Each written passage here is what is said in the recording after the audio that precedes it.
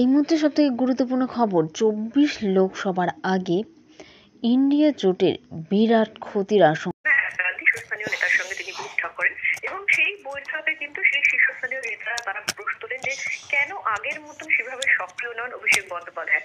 কারণ তো পুজোর আগে যেভাবে দেখা গিয়েছিল যে অভিষেক বন্দ্যোপাধ্যায় তিনি সক্রিয়ভাবে বিভিন্ন প্রজেক্ট নিচ্ছেন, সেক্ষেত্রে ১০০ দিনের যে টাকা, সেই টাকা আদায়ের জন্য তার বিভিন্ন কর্মসূচি নেওয়া, এমনকি দিল্লি পর্যন্ত যাওয়া, সেখানে ধর্নায় বসা, সামগ্রিকভাবে শুধু তাই নয়, দক্ষিণ চব্বিশ পরগনাতেও বিভিন্ন সময় তিনি যাচ্ছেন এবং পাশাপাশি গোটা রাজ্য জুড়ে তিনি একাধিক কর্মসূচি নিচ্ছেন।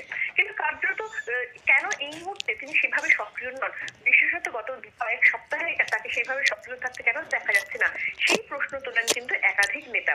এবং পরবর্তীকালে যেটা জানা যাচ্ছে যে এই নেতাদের সঙ্গে যে বৈঠক হয়েছে, সেই বৈঠক কিন্তু সেক্ষেত্রে অভিষেক বন্দ্যোপাধ্যায় প্রত্যেক নেতাকে নির্দেশ দিয়েছে যে এক্ষেত্রে যে লোকসভা ভোট আসছে, সেই লোকসভা ভোটে দক্ষিণ চব্বিশ পরগনার 4টে সিট থেকেই কিন্তু তৃণমূলকে গতবারের থেকেও বেশি ব্যবধানে জেতাতে হবে এবং সেই নির্দেশ কিন্তু তিনি দিয়েছেন আজকের এই বৈঠকে।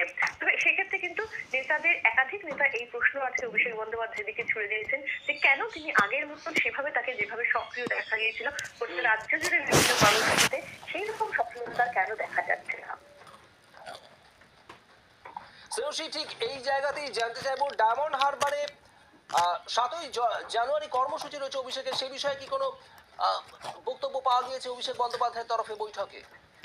দেখো, কার্যত সেই বিষয়টি নিয়েও আজকে বৈঠকে আলোচনা হয়েছে। এমনটা আমরা জানি, যেখানে আমরা জানি যে ডায়মন্ড হারবারে তার সংসদীয় এলাকাতে 7ই জানুয়ারি তার প্রোগ্রাম রয়েছে, যেখানে তিনি সেক্ষেত্রে বেশ কিছু মানুষের দিকে সাহায্যের হাত বাড়িয়ে দেবেন, যাদের বিভিন্ন ভাতা পাওয়ার ক্ষেত্রে, অর্থাৎ সেক্ষেত্রে বার্ধক্য ভাতা বা বিধবা ভাতা, এই সমস্ত ক্ষেত্রে যাদের সমস্যা ছিল, সেই সমস্ত ক্ষেত্রে বেশ কিছু মানুষের কাছে তিনি সাহায্যের হাত বাড়িয়ে দেবেন এবং সেটা একেবারেই তিনি ব্যক্তিগত স্তরে সেই সাহায্যের হাত বাড়াতে চলেছেন, এমনটাই জানা যাচ্ছে। ফলে 7ই জানুয়ারি তার সেই কর্মসূচি নিয়েও কিন্তু আজকের এই বৈঠকে আলোচনা হয়েছে।